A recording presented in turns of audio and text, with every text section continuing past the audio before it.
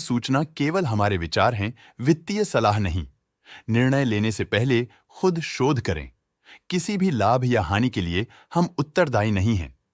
आज हम देख रहे हैं अपोलो टायर्स लिमिटेड के 2024-25 Q4 की consolidated financial performance. Starting with the sales, पिछले क्वार्टर से सेल्स में -7% का डिक्रीज हुआ है, मगर कंपनी ने पिछले साल के मुकाबले 2.5% का सेल्स इंक्रीज रिपोर्ट किया। Expenses -6.5% quarter on quarter decrease हो गए हैं, जो साल भर के 7% के राइज के साथ अलाइन करता है। एक्सपेंसेस में डिक्रीज अच्छा है, लेकिन सेल्स में डिक्रीज निराशा की बात है। ऑपरेटिंग प्रॉफिट, जो पिछले साल के कंपैरिजन में -18.5% डाउन हुआ है, quarter on quarter around -11.5% decrease हुआ है। Operating profit margin OPM annual basis पे -3.5% से डिक्रीज हुआ है और पिछले क्वार्टर के कंपैरिजन में -0.5% से डिक्रीज हुआ है। एक्सेप्शनल आइटम्स को ऐड करके अदर इनकम पिछले क्वार्टर के कंपैरिजन में -2358.5% गिर गई, बावजूद इसकी ईयरली डिक्लाइन -342% हुई है। इंटरेस्ट एक्सपेंसेस पिछले क्वार्टर से -1% डाउन हुआ, लेकिन ईयर ओवर ईयर डिक्रीज -4.5% हुआ है। डिप्रिशिएशन कॉस्ट में 0% का क्लाइम देखने को मिला और ईयरली बेसिस पे -3% का डिक्रीज देखा गया। Profit before tax annually -54% decrease हुआ, लेकिन प्रोसीडिंग क्वार्टर से -44% डिक्रीज हुआ है। इस साल कंपनी ने 37% टैक्स पे किया और क्वार्टरली कंपनी ने 29% टैक्स पे किया है। नेट प्रॉफिट ने ईयर ऑन ईयर -48% का डिक्लाइन दिखाया, लेकिन लास्ट क्वार्टर से -45% का कंट्रैक्शन हुआ है। इस क्वार्टर के दौरान कंपनी का परफॉर्मेंस इतना अच्छा नहीं रहा।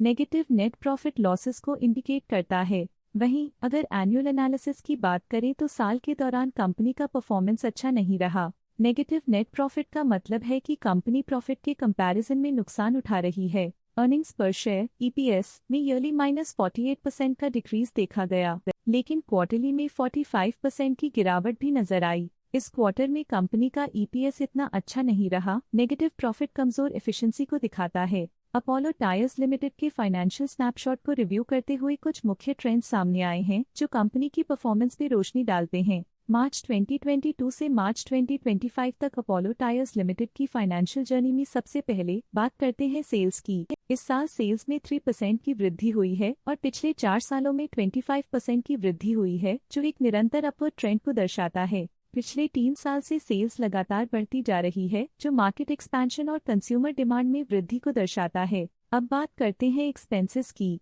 इस साल एक्सपेंसेस 10% बढ़े हैं और 4 सालों में 25% का इजाफा हुआ है। इस साल हालांकि एक्सपेंसेस सेल्स से थोड़ा ज्यादा बढ़े हैं, मगर ग्रोथ रेट्स का करीब होना स्टेडी ऑपरेशनल कॉस्ट को दर्शाता है। इस साल ऑपरेटिंग प्रॉफिट -29.5% कम हुआ, लेकिन पिछले 4 सालों में 22% का इजाफा हुआ है। इस साल ऑपरेटिंग प्रॉफिट में कमी आई है, लेकिन पिछले 2 साल की वृद्धि रेजिलियंस को दर्शाता है, जो एक अस्थायी मार्केट को संकेत करता है। इस साल नेट प्रॉफिट में -35% की गिरावट हुई, लेकिन पिछले 4 सालों में 75.5% की बढ़ोतरी हुई है, जो कंपनी की मजबूती दिखाता है। इस साल नेट प्रॉफिट में आई कमी के बावजूद पिछले सालों में हुई पॉजिटिव वृद्धि एक अस्थायी मार्केट एडजस्टमेंट को दर्शाता है। इस साल EPS में -35% की कमी के बावजूद लंबी अवधि में देखा जाए तो 75.5% की मजबूत वृद्धि हुई है। इस साल EPS में कमी आने के बावजूद पिछले सालों की ग्रोथ कंपनी की मजबूत ओवरऑल परफॉर्मेंस को अंडरलाइन करती है।